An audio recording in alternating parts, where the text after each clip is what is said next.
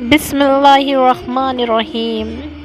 السلام علیکم۔ ان کی بالادستی، عدل و مساوات کا قیام اور انسانی اقتدار۔ سیدنا حضرت علی مرتضیٰ کی زندگی کا نصب العین تھا۔ آپ عدل و انصاف اور عوام کی فلاح و بہبود کو ریاست اور حکمران دونوں کا مفاد قرار دیتے ہیں۔ عزیز سامعین، آج کے ویڈیو میں آپ سے ذکر کروں گی خلیفہ چہارم سیدنا حضرت علی مرتضیٰ کے بارے میں۔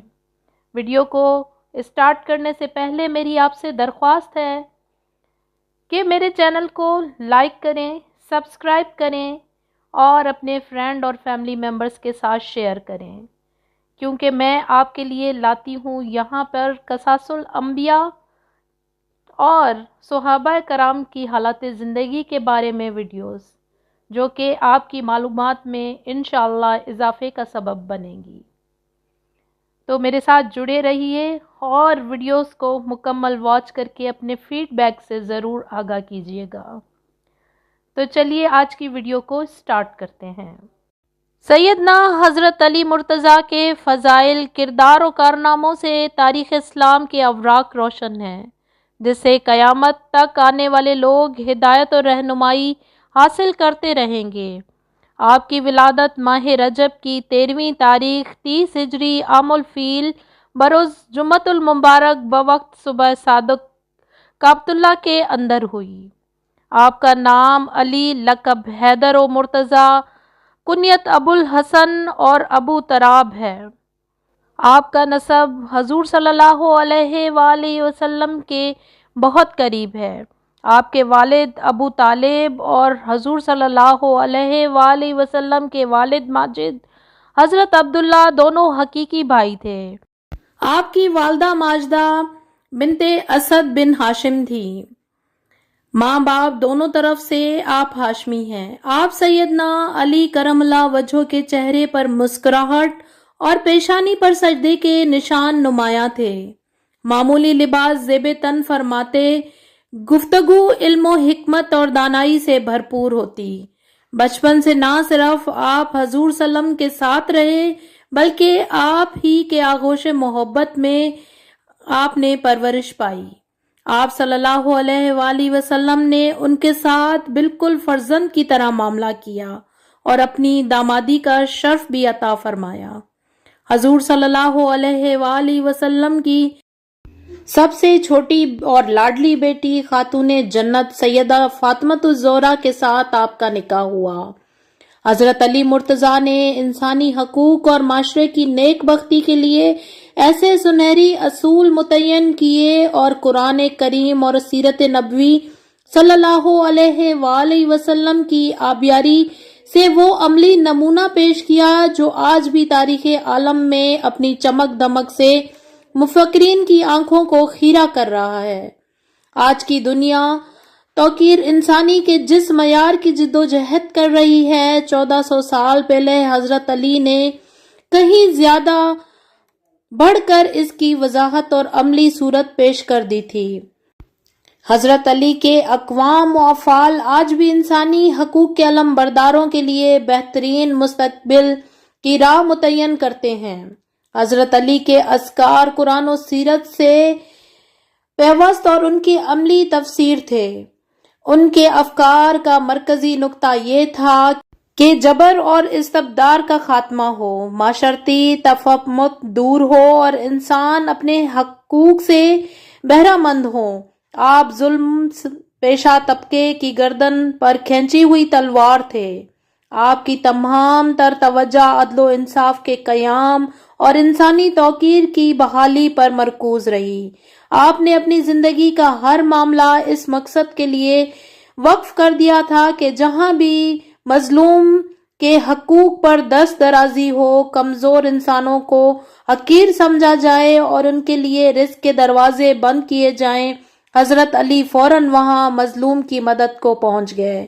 آپ نے حکومت سنبھالتے ہی معاشرے کے سرکش طبقوں پر تنبیہ کرتے ہوئے فرمایا، خدا کی قسم میں مظلوم کا ظالم سے ضرور انصاف کروں گا اور ظلم کی नाक में नकील डालकर हक की तरफ खींच लाऊंगा, चाहे इसे कितना ही नागवार गुजरे। आप अदलो इंसाफ और अवाम की फलाह बहबूद को रियासत और हुक्मरान दोनों के मफाद में करार देते। अगर अदलो इंसाफ होगा और अवाम मुतमईन होंगे तो मुमलिकत को इस्तेहकाम हासिल होगा और हुक्मरान अंदरूनी खलफशार से महफूज रहेंगे और इन्हें अपने अवाम का एतमाद और हिमायत हासिल रहेगी। चुनाचा फरमाया करते, हुक्मरानों के लिए सबसे बड़ी आंखों की ठंडक इसी में है कि शहरों में अदलो इंसाफ बरकरार रहे और रियाया की मोहब्बत जाहिर होती है, और उनकी मोहब्बत इसी वक्त जाहिर हुआ करती है कि जब उनके दिलों में मैल ना हो। उनकी खैर ख्वाही इसी सूरत में साबित होती है कि वो अपने हुक्मरानों के गिर्द हिफाजत के लिए घेरा डाले रहें, उनका इक़्तिदार सर पर पड़ा बोझ ना समझे और ना उनकी हुकूमत के खात्मे के लिए घड़ियां गिने। आप ये बात बखूबी जानते थे कि इख्तियार आने के बाद अदलो इंसाफ की हद में रहना बड़ा कठिन मरला है। आपके नजदीक अमले हुकूमत का काम ही ये है कि वो अवाम की हकूक की निगहदाश्त और रियायत करे और किसी भी सूरत इनके हक पर आंच ना आने दे। आप रजी अल्लाह ताला अन्हो ने जिस किसी को भी गवर्नर मुकर्रर किया या कोई सरकारी जिम्मेदारी दी या जिस किसी को माजूल किया, इसी नजरिए के तहत किया। आपने एक आमिल को लिखा, मुझे मालूम हुआ है कि तुमने बैतुल माल की जमीन हथिया ली और जो कुछ तुम्हारे पांव तले था इस पर कब्जा जमा लिया है और जो कुछ तुम्हारे हाथों में था इसे नोश जां कर लिया है, तो तुम अपना हिसाब जरा मुझे लिख भेजो। आप रजी अल्लाह ताला अन्हो के नजदीक खून रेजी से बढ़कर कोई चीज काबिले नफरत ना थी। हजरत अली रजी अल्लाह ताला अन्हो आज़ादी इजहार, आज़ादी फिक्र के कायल थे। दोस्त और दुश्मन सबके साथ एक तरह से पेश आते। आपने किसी को उसकी मर्जी के खिलाफ काम पर मजबूर ना किया, किसी से बेगार ना ली। आपने किसी को अपनी बैत पर मजबूर ना किया। आपने अपने दौर में गैर मुस्लिमों के साथ मसावात और बराबरी का सलूक किया। वो पुरअमन शहरी की हैसियत से अपने अकीदाए के मुताबिक आज़ाद थे और तमाम हकूक के हकदार थे। मुस्लिम और गैर मुस्लिम के दरमियान यही मसावात और बराबरी हजरत अली रजी अल्लाह ताला अन्हो के हर हुक्म में नजर आती हैं। मिस्र के गवर्नर मालिक को हिदायत तहरीर करते हुए लिखा, रियाया में दो किस्म के लोग हैं, एक तो हमारे दीनी भाई हैं और दूसरे तुम्हारे जैसे ही मखलूक खुदा। उनकी लग़्ज़िश भी होंगी, खताओं से भी उन्हें साबका पड़ेगा और उनके हाथों से जानबूझकर या भूले चूके से गलतियां भी होंगी। तुम उनसे इसी तरह अफू दरगुजर से काम लेना जिस तरह अल्लाह से अपने लिए अफू दरगुजर को पसंद करते हो। एक मौके पर हजूर सल्लल्लाहु अलैहि वसल्लम ने फरमाया कि अली सबसे अच्छा फैसला करने वाले हैं। सैयदना हजरत अली मुर्तजा गज़वा तबूक के अलावा तमाम गज़वात में शरीक हुए। हर मार्के में सैयदना अली ने अपनी शुजाअत और बहादुरी का लोहा मनवाया। बदरो ओहद, खंदको हुनैन और खैबर में अपनी जुर्रत और बहादुरी के जौहर दिखाए। आप अशरा मुबशरा जैसे खुशनसीब असहाबा इकराम में शामिल हैं जिनको हजूर अकरम सल्लल्लाहु अलैहि वसल्लम ने दुनिया में ही जन्नत की खुशखबरी दी और खिलाफत राशिदा के आला मनसब पर फायज हुए। आप बैत रिजवान में शरीक हुए और असहाबे शजरात की जमायत में शामिल हुए जिनको अल्लाह ताला ने कुरान मजीद में राजी होने और जन्नत की बिशारत और खुशखबरी दी। आप रजी अल्लाह ताला अन्हो असहाबे बदर में से भी हैं जिनकी तमाम खताएं अल्लाह ताला ने माफ कर दी। मक्की जिंदगी में हजूर अकरम सल्लल्लाहु अलैहि वसल्लम के साथ हर किस्म के मसाइब और मुश्किलात को झेलते रहे। आप बहुत ज्यादा इबादत गुजार थे। उम्मुल मोमिनीन हजरत सैयदा आयशा सदीका से रवायत है कि हजरत अली رضی اللہ تعالیٰ عنہ بہت زیادہ روزے دار عبادت گزار تھے۔ حضرت زر بن جیش سے روایت ہے، حضرت علی نے فرمایا کہ قسم ہے اس ذات کی جس نے دانے کو پھاڑ کر درخت نکالا اور جان کو پیدا کیا، کہ نبی کریم صلی اللہ علیہ وآلہ وسلم نے مجھ سے فرمایا کہ تم سے وہی محبت کرے گا جو مومن ہوگا اور تم سے وہی بغض رکھے گا جو منافق ہوگا۔ رزق۔ ایک دن امیر المومنین حضرت علی ابن ابی طالب مسجد کے دروازے پر اپنے خچر سے اترے۔ آپ نے اپنا خچر حفاظت کے خیال سے ایک شخص کے حوالے کیا اور مسجد میں تشریف لے گئے۔ آپ کے جانے کے بعد اس شخص کے دل میں خیانت آ گئی اور اس نے آپ کے خچر کی لگام نکالی اور فرار ہو گیا۔ حضرت علی رضی اللہ تعالیٰ عنہ نماز سے فارغ ہو کر جب مسجد سے باہر تشریف لائے تو آپ کے ہاتھ میں 2 درہم تھے۔ یہ 2 درہم آپ خچر کی نگرانی کرنے والے شخص کو بطور معاوضہ دینا چاہتے تھے، لیکن آپ نے دیکھا کہ خچر بغیر لگام کے خالی کھڑا ہے۔ بہرحال آپ بغیر لگام کے خچر پر سوار ہو کر گھر پہنچے اور اپنے غلام کو 2 درہم دے کے کہا وہ بازار سے دوسری لگام خرید لائیں۔ غلام بازار گیا، اس نے وہی لگام ایک شخص کے ہاتھ میں دیکھی۔ پوچھنے پر معلوم ہوا کہ ایک شخص یہ لگام 2 درہم میں بیچ گیا ہے۔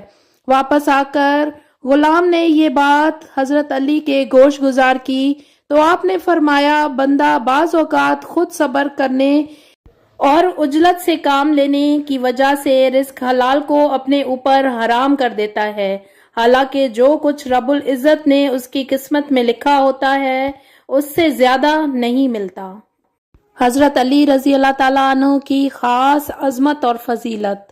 حضرت سہل بن سعد رضی اللہ تعالیٰ عنہ سے ایک روایت ہے کہ رسول اللہ صلی اللہ علیہ وآلہ وسلم نے غزوہ خیبر کے دن ارشاد فرمایا، کل میں یہ جھنڈا ایک ایسے شخص کو عطا کروں گا جس کے ہاتھ پر اللہ تعالیٰ فتح عطا فرمائے گا، اور وہ شخص اللہ اور اس کے رسول صلی اللہ علیہ وآلہ وسلم کا دوست ہے اور اللہ اور اس کا رسول صلی اللہ علیہ وآلہ وسلم اس کو دوست رکھتے ہیں۔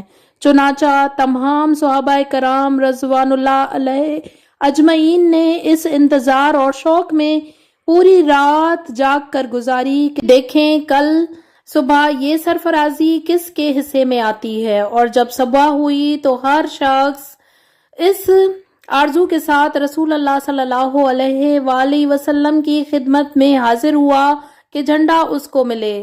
رسول اللہ صلی اللہ علیہ وآلہ وسلم نے تمام صحابہ کرام رضوان اللہ علیہ اجمعین پر نظر ڈال کر فرمایا کہ یہ علی ابن طالب کہاں ہیں؟ دراصل حضرت علی رضی اللہ تعالیٰ عنہ آشوب چشم میں مبتلا ہو گئے تھے اور اس وجہ سے اس وقت وہاں حاضر نہ تھے۔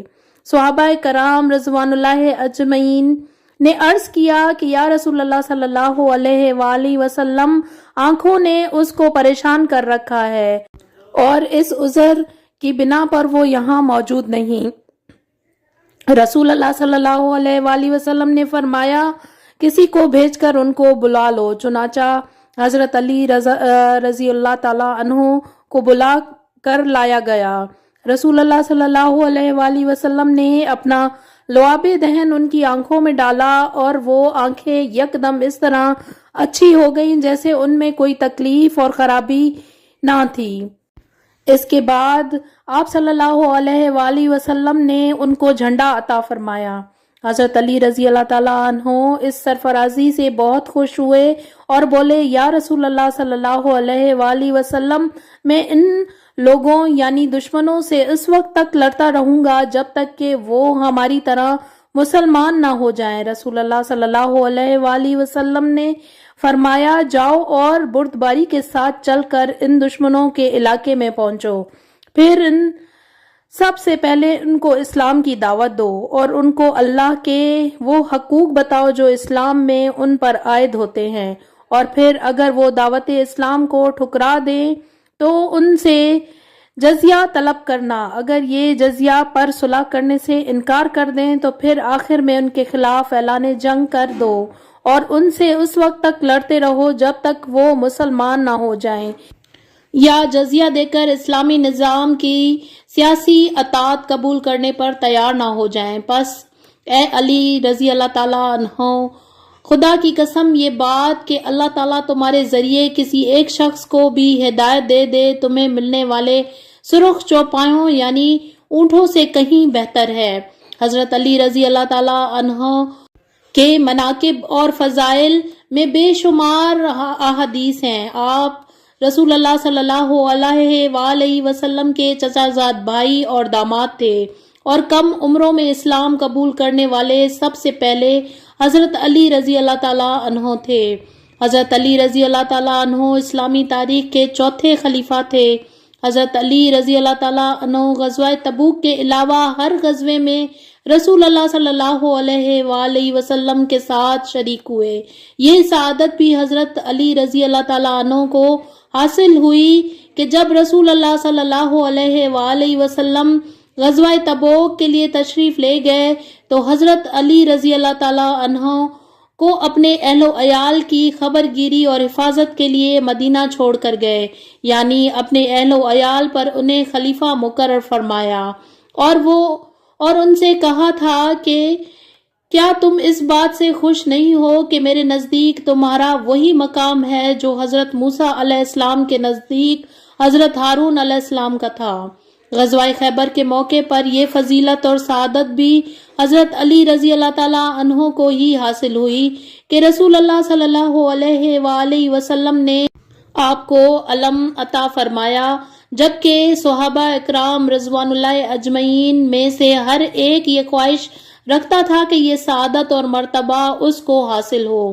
حدیث کے آخر میں رسول اللہ صلی اللہ علیہ وآلہ وسلم نے حضرت علی رضی اللہ تعالیٰ عنہ کو رہنمائی فرمائی تھی کہ کفار کو پہلے اپنے دین کی دعوت دیں۔